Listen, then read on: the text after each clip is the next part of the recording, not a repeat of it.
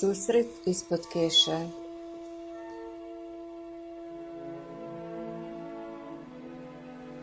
Iz svakog ugla sobe čujem njegove riječi poput cvrkuta ptice. Volio bih da si ovdje. Tu sam, zar me ne vidiš? Tiho odgovorim. I tako se volimo kao dvije zemljine polovine koje se dodiruju, a ne vide. On sjedi na jednoj strani mjesečine i pjesmom budi zoru. Ja na drugoj osmijehom otvaram prozore snova i trčim kroz njih kao dijete. Ne mučim više nesanicu. Ponekad zasviram na starom klaviru Ti amo, amore mio. Zatim ustanem i sa sjenkom njegovom u oku zaplešem valcer preko cijele sobe. Otvorim dušu, u nježnost se pretvorim i volim, volim, volim.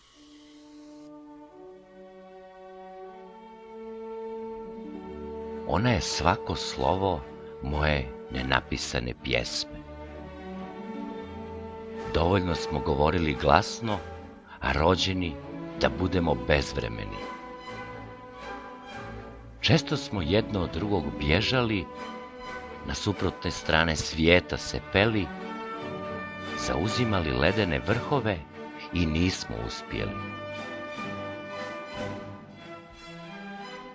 Iz svakog dijela vaseljene stizali smo jedno drugom i uvijek igrali valcer kroz naše poeme. Bili smo gospodari i sluge misli svojih. Molili gitaru da otvori noćni koncert ispod šešira jedne uobražene sove, a u zagrljaj nam trčali zvuci violine. Mi smo i od njih ljepši bili.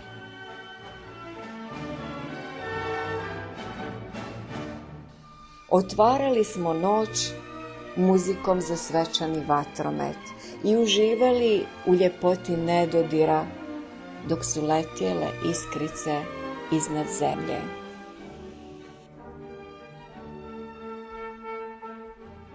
Čudno da su se visoko gore Händel i Bach prvi put sreli, a tražili se 2 vijeka prije.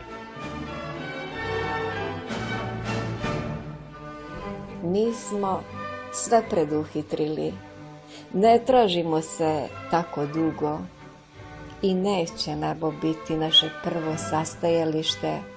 Srešćemo se u sutonu jedne jeseni ispod kiše koju će mjesec da ispije dok bude u nama budio sunce. I ne rušite nam zidove tišine, mi se između njih volimo najviše.